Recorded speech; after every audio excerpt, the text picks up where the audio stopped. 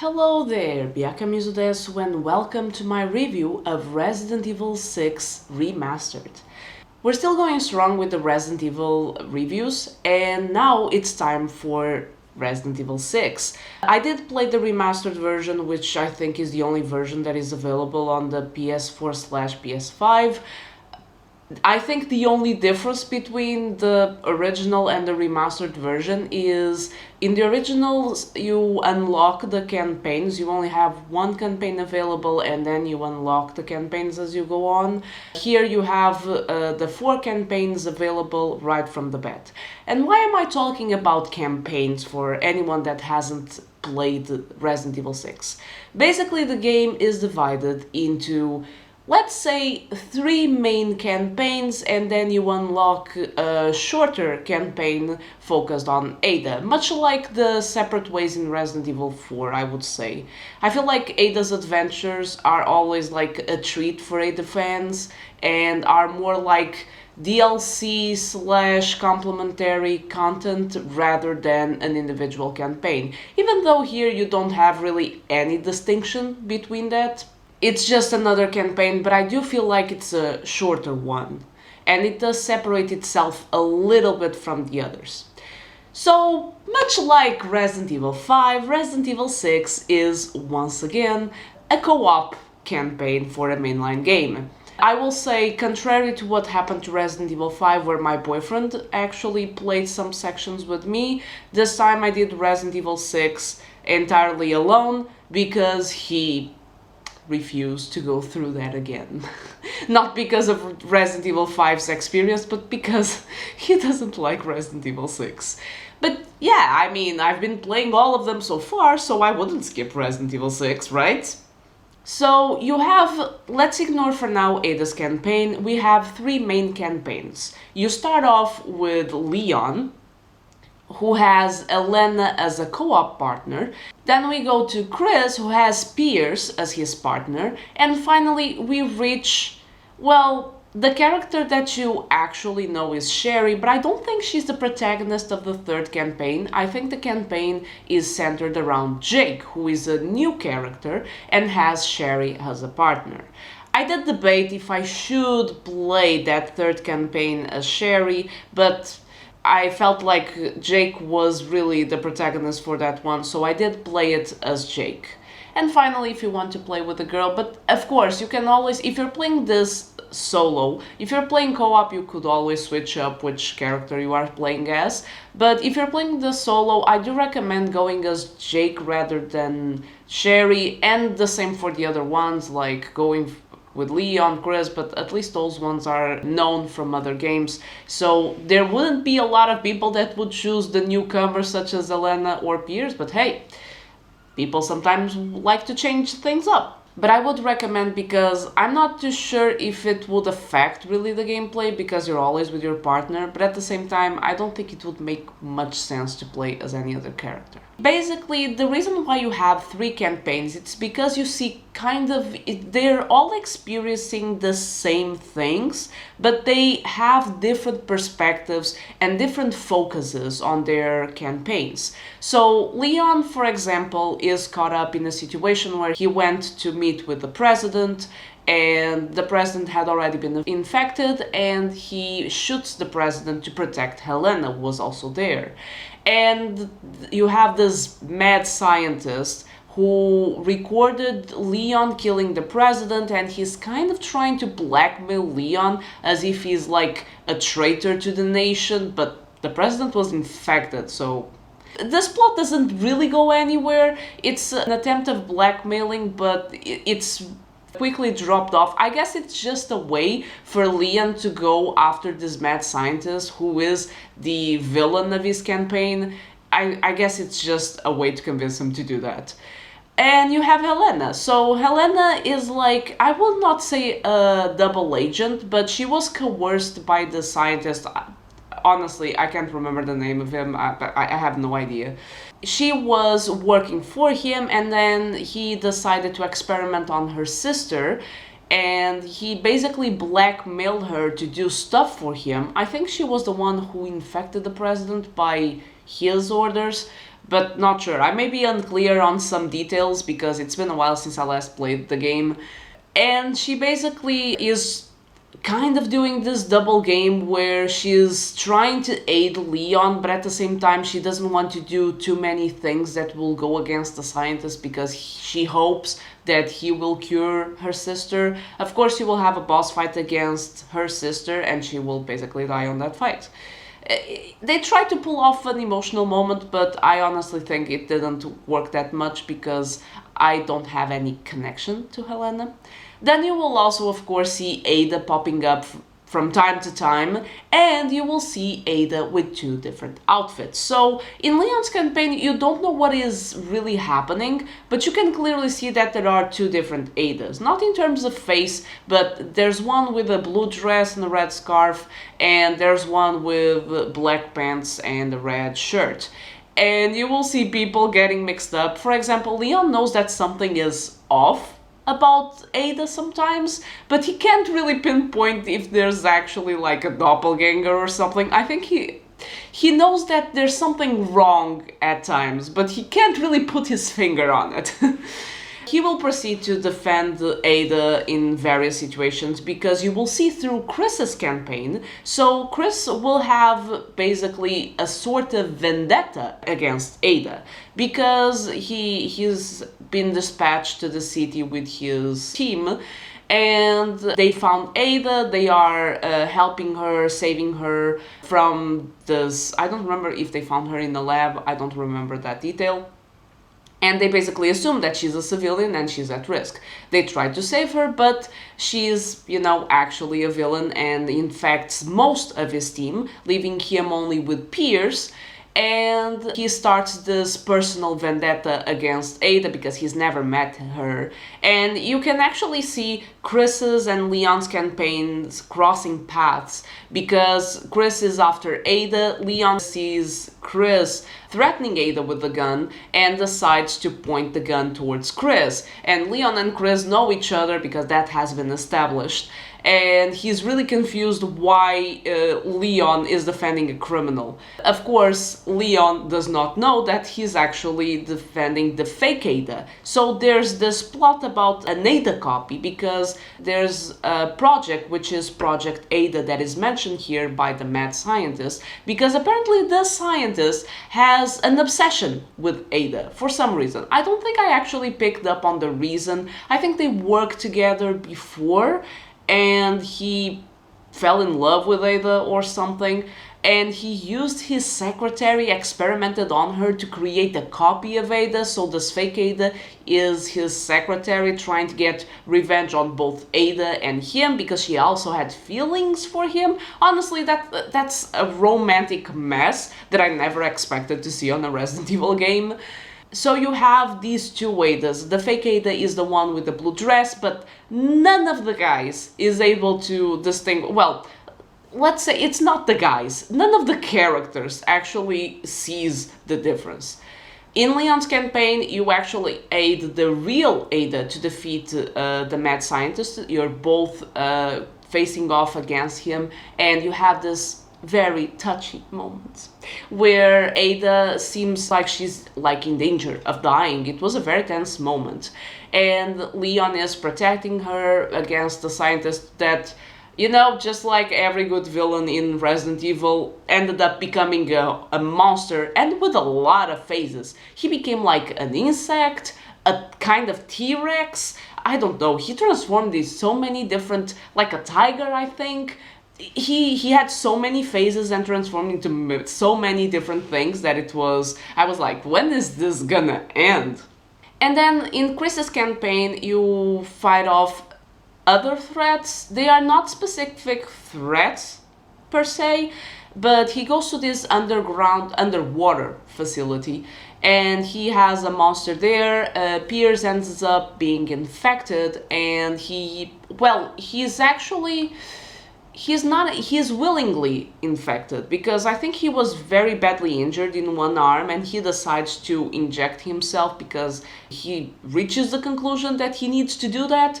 and he has this very powerful arm with electric powers, which is very helpful, in a setting where you have water, because it allows you to electrocute. That was a fun fight to do.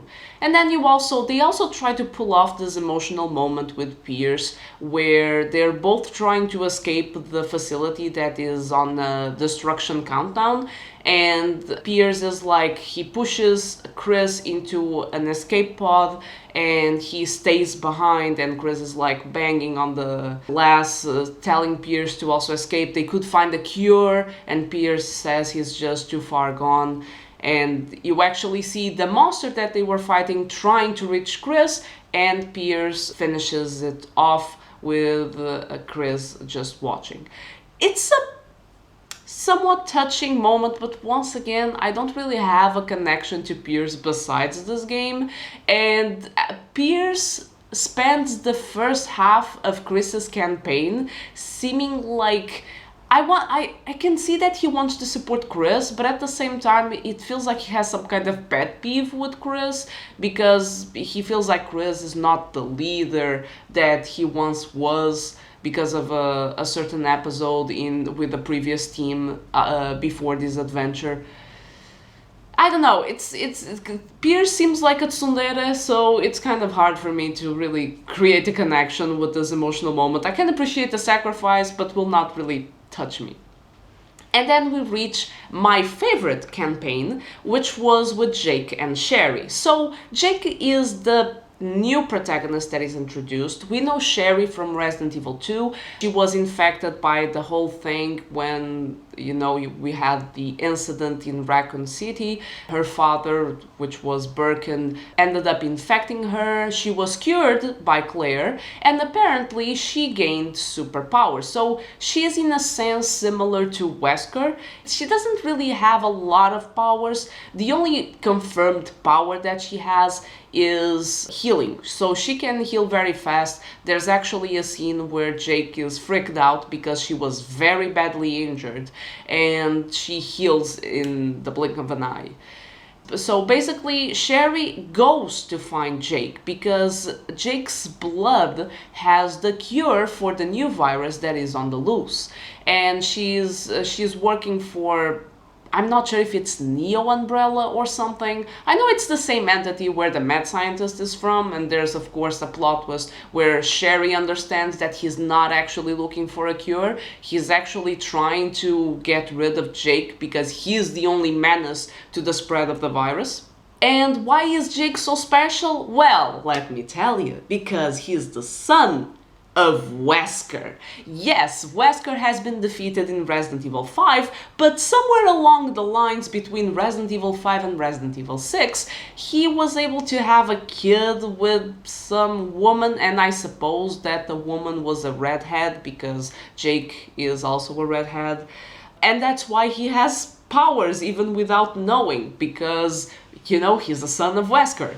And of course, because you have this plot, this connection with Wesker, you will also see that there's, some friction between Chris and Jake, which doesn't make any sense, because you see Jake saying that he has no connections to his father, and you're like, maybe his mother told him stories about how great of a father or a great of a man he was. But no, even in the game, he says that according to his mother, he never, he was not a good person nor a good father.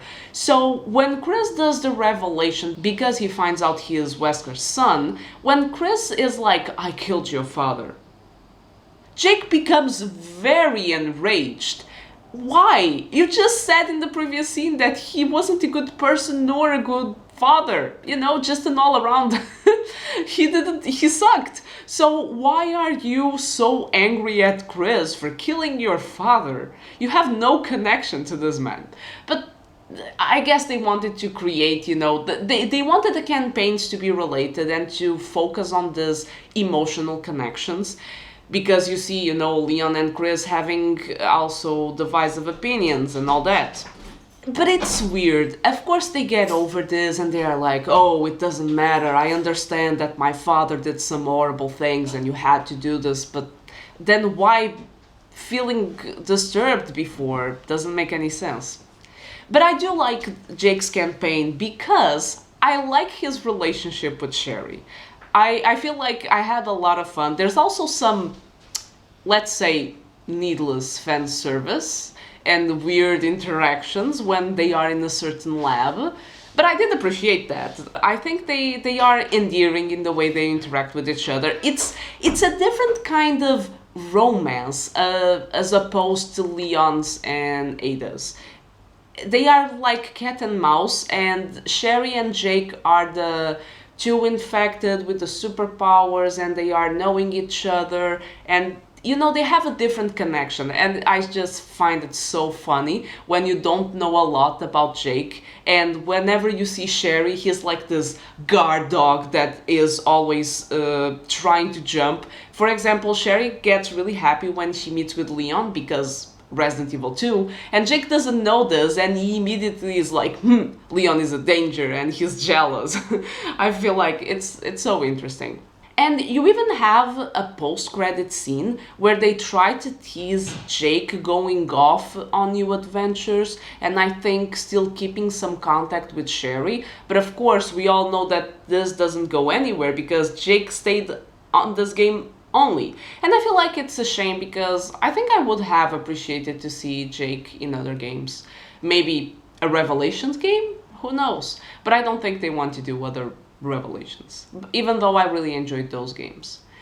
And to finish it off, what do we have? We have Ada's campaign. So Ada's campaign, like I said, it feels like a DLC. You can supposedly play it in co-op as well, because you can play as Ada and Hunk, but honestly, if you choose solo, you will go only with Ada, and I don't see how the Hunk makes any sense, because it feels like a solo campaign for Ada.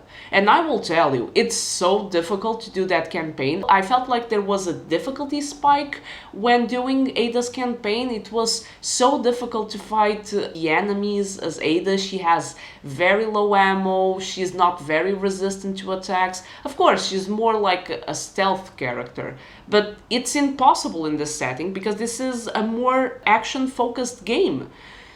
It was so difficult, that initial part, and you will also, of course, see more of the fake Ada because Ada is actively going after this fake Ada. Well, it's actually both of them are going after each other because the fake Ada is trying to ruin Ada's image and Ada's life, and Ada is trying to set things right, by facing off against her. You have the boss fight against the fake Ada in Ada's campaign. Of course, you will also repeat the fight against the mad scientist, now seeing Ada's side, and you will see that Ada was in all campaigns.